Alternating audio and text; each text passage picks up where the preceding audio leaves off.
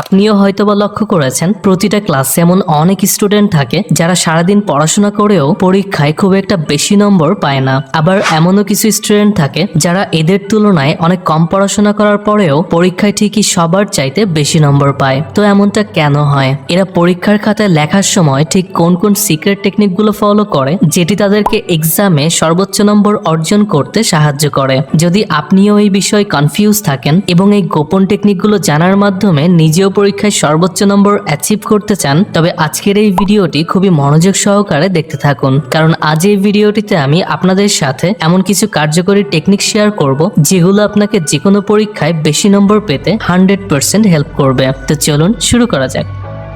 Number 1, practice last 5 years question paper.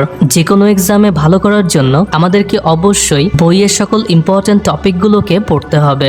এক্ষেত্রে বইয়ের সবচেয়ে গুরুত্বপূর্ণ টপিকগুলোকে খুঁজে পেতে যেটি আমাদেরকে সবচেয়ে বেশি হেল্প করতে পারে তা হলো বিগত বছরগুলোর প্রশ্নপত্র।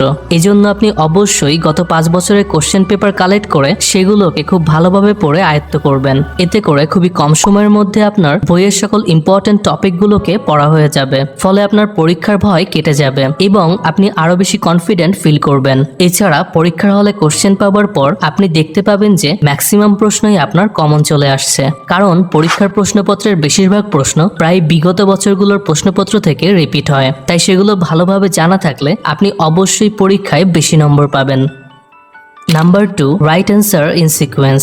আমাদের মধ্যে ম্যাক্সিমাম স্টুডেন্ট পরীক্ষার খাতায় প্রশ্নের উত্তরগুলোকে সিকোয়েন্স মেনটেন করে লিখি না এবং যখন যে প্রশ্নের উত্তর লিখতে মন চায় তখন সেটাই লিখি। অর্থাৎ আমরা 1 নম্বর প্রশ্নের উত্তর না লিখে অনেক সময় 3 নম্বর লিখি, এরপর 6 নম্বর, তারপর আবার 2 নম্বর। তবে এইভাবে লেখা একদমই উচিত নয়, কারণ আপনি একটু ভেবে দেখুন, আপনি যদি এক্সামিনার হতেন আর এরকম একটা খাতা যদি আপনার কাছে আসতো, আপনার কি সেটা চেক করতে ভালো লাগতো? নিশ্চয়ই না। তবে পরীক্ষকের কিভাবে সেটা ভালো লাগবে?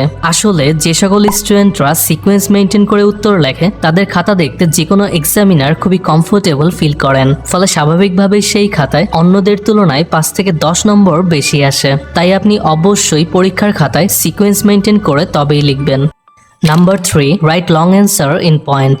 ধরুন আপনি পরীক্ষায় কোনো একটা প্রশ্নের উত্তর প্যারাগ্রাফ আকারে লিখছেন আর আপনার পাশের স্টুডেন্টটি ওই একই প্রশ্নের উত্তর পয়েন্ট আকারে লিখছে।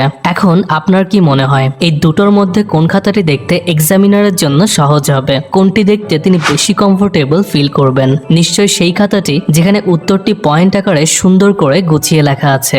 আসলে যেসব খাতা চেক করার সময় পরীক্ষক বিরক্ত হন সেসব খাতায় নম্বর কম আসার সম্ভাবনা কিন্তু অনেকটাই বৃদ্ধি পায়। তাই আপনি অবশ্যই চেষ্টা করবেন উত্তরগুলোকে যতটা সম্ভব পয়েন্ট আকারে লেখার। তবে প্রশ্নপত্রে এমনও কিছু প্রশ্ন থাকে যেগুলোকে চাইলেও পয়েন্ট আকারে লেখা যায় না, এক্ষেত্রে আপনি সেগুলোকে প্যারাগ্রাফ আকারেই লিখবেন। তবে পরীক্ষার খাতায় বেশি নম্বরের প্রশ্নগুলোকে পয়েন্ট আকারে লিখতে পারলে সবচাইতে বেশি ভালো হয়।